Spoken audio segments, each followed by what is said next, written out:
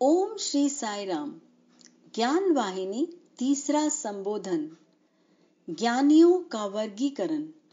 ज्ञानी 4 प्रकार के होते हैं: ब्रह्मविद, ब्रह्मविद्वारः, ब्रह्मविद्वरीयान तथा ब्रह्मविद्वरिष्ठः।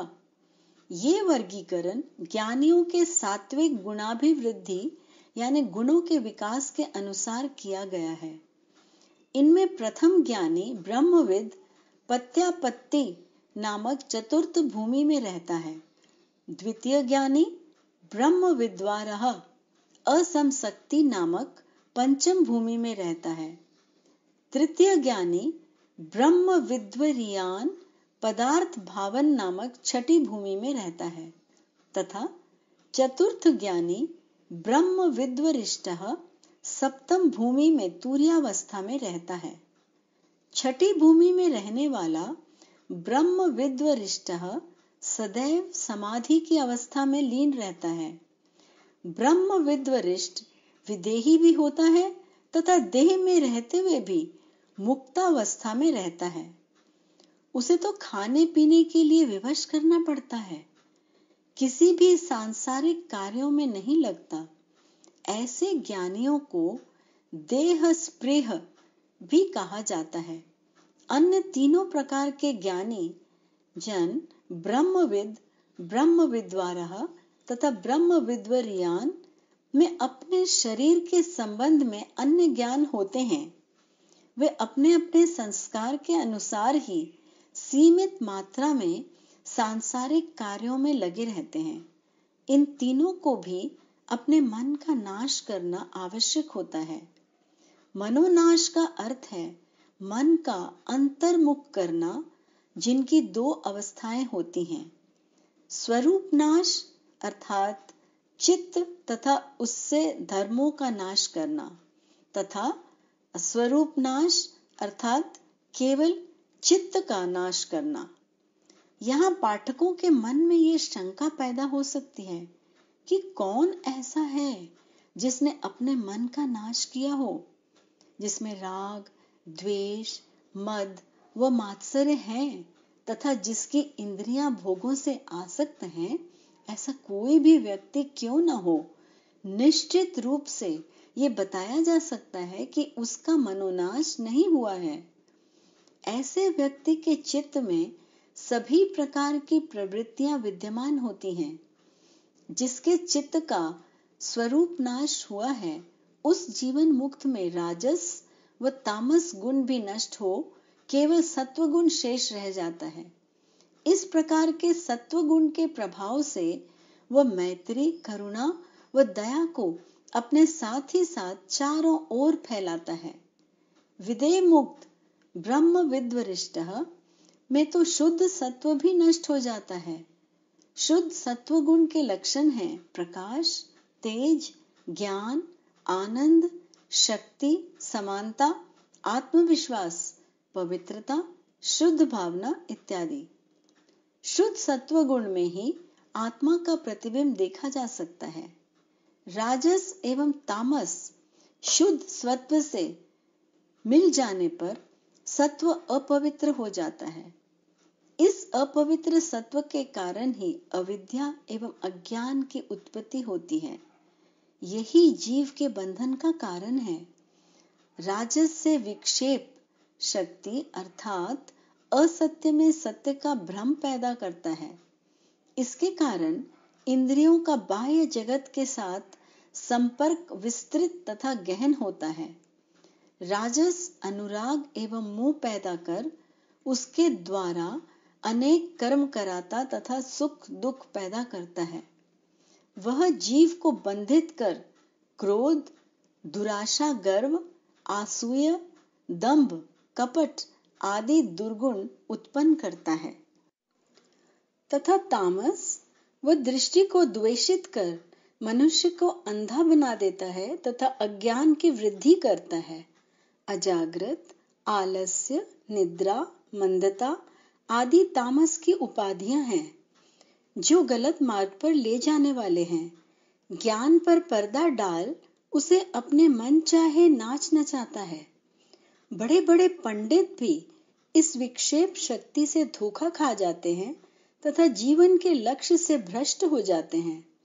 अतः तामस के जाल में फंसकर पंडित भी सही निर्णय पर पहुंचने में असमर्थ हो जाते हैं।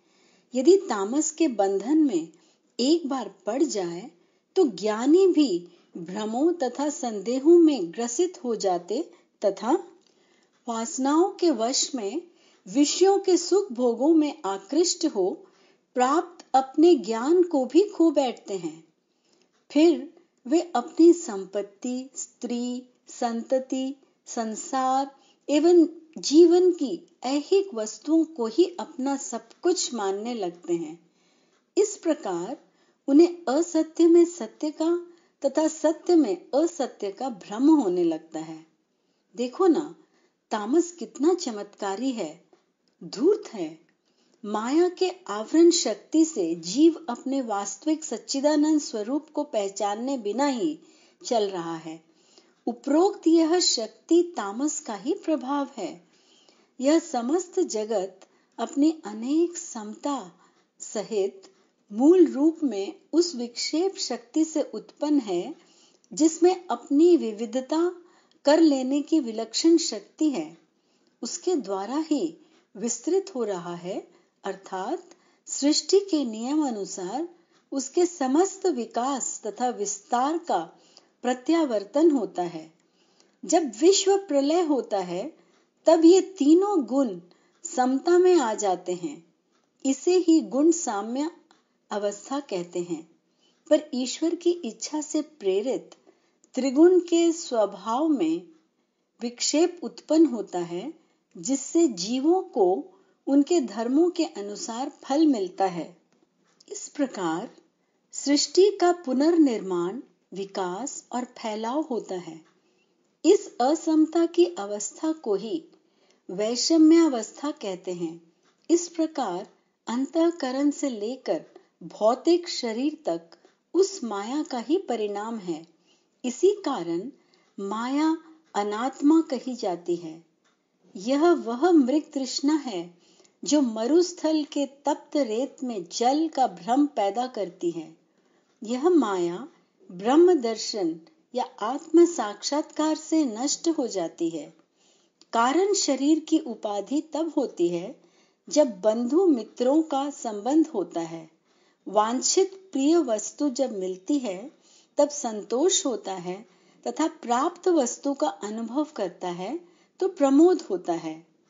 निद्रा तथा स्वप्न भी वृत्तियां ही हैं, जिसे अज्ञान वृत्ति कहते हैं, जो गाढ़ निद्रा से ही उत्पन्न होती है। सभी वृत्तियों की निवृत्ति होनी चाहिए तथा आत्मज्ञान प्राप्त होगा। मैं, मेरा, क्रोध इत्यादि मन के परिणाम से उत्पन्न वृत्तियां हैं। जैसे झुंड की झुंड मक्खियां भिनभिनाती हैं, वैसे ही अंतःकरण से संकल्प एवं वृत्तियां एक ही प्रभाव में एक साथ उत्पन्न होती हैं। किले के संकीर्ण द्वार से घुसने वाले शत्रु को जैसे एक ही सिपाही अनेक को मार गिरा सकता है, वैसे ही अनेक वृत्तियों को भी मन को आघात करने से पूर्व ही नष्ट कर देना चाहिए। इस संकल्प वृत्ति का मूल कारण बीज रूप में विद्यमान संस्कार ही हैं। समस्त वृत्तियां तब दूर हो जाती हैं जब यह विचार किया जाता है कि मैं कौन हूं। कितनी भी वृत्तियां या संकल्प उत्पन्न क्यों न हो, केवल इस प्रश्न मात्र में कि मैं कौन हूं, सकल वृत्तियां क्षण में नष्ट हो जाती हैं। यही साधना रमन महर्षि ने की थी। अपने शिष्यों को भी इसी साधना मार्ग का उपदेश दिया था। यही सुगम मार्ग भी है, अर्थात सब ब्रह्म ही है, इसका अनुभव करने का सतत प्रयत्न करना है। इसका तात्पर्य है कि साधक निरंतर अहम ब्रह्मास्मि इस मंत्र का जप करता रहे, जिससे साधक के अज्ञान की यवनिका फट जाएगी। सर्वप्रथम जीव द्वारा तत्व ज्ञान प्राप्त करने की अभिलाषा, आध्यात्मिक ग्रंथों के अध्ययन में उत्कंठा, मोक्ष प्राप्त कर लेने की तीव्र इच्छा तथा इंद्रिय भोगों से विरक्ति।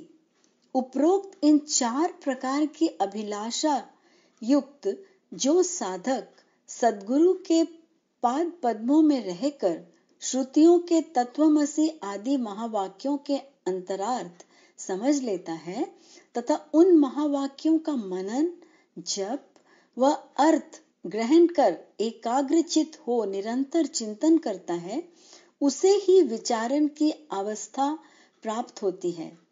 उपरोक्त दोनों प्रकार की साधनाओं से मन क्षण में ब्रह्म के चिंतन में मग्न हो जाता है। मन को सोपान बनाकर धीरे धीरे ऊपर की ओर अग्रसर होने का प्रयत्न करना चाहिए, जिससे अंत में ब्रह्मकार वृत्ति पैदा होती है।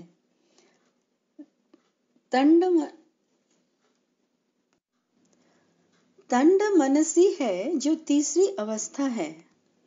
ऊपर कथित मार्गों के द्वारा सकल इच्छाएं क्रमशः नष्ट हो जाती हैं। अब मन आराम से ब्रह्मकार वृत्ति में मग्न हो जाता है। इसे ही असंसक्ति की अवस्था कहते हैं। इस अवस्था में साधक का संबंध न तो बाह्य विषयों में होता है, न अपने संसार से ही। आंतरिक तथा बाह्य वस्तुओं पर पहले जो पुष्टि थी, पूर्णतया मिट जाती है। इसे अभाव प्रतीति कहते हैं। इस अवस्था को प्राप्त ज्ञानी यदि किसी वस्तु पर दृष्टिपात करे तो उसे आकांक्षा रहित प्रोद्बन में देखेगा। इसे ही पदार्थ भावना कहते हैं। यह ज्ञानी आत्मानंद में मग्न रहता है। आंतरिक अथवा बाह्य त्रिपुटी में स्थित हो समस्त दृष्टि अपने आत्मानंद में ही लगाकर उसी में मग्न हुआ रहता है। इसे ही तुर्यावस्था कहते हैं, जो चतुर्थ अवस्था है। कुछ लोग जाने अनजाने, देखे या अनदेखे को लक्षित कर कल्पना करते और हवा के किले बनाते हैं। कुछ लोग इसे जागृत स्वप्न अर्थात जागृत अवस्था में स्वप्न कहते हैं। अन्य कुछ लोग ममता, मेरा, मैं इत्यादि भावनाओं के द्वारा अनेक जन्मों का सृजन करते रहते हैं, जिसे महाजागृत कहते हैं। उपरोक्त ये सब भावनाएं वृत्तियां ही हैं। जिस व्यक्ति ने इन सभी वृत्तियों का विनाश कर दिया है, वही ज्ञान के स्वाद का अनुभव कर सकता है। वृत्तियों का नाश करने पर ही आत्मज्ञानी बन पाएगा। जब तक नाम रूपों का ज्ञान होता रहेगा, तब तक वह सामान्य ज्ञानी ही कहा जा सकता है।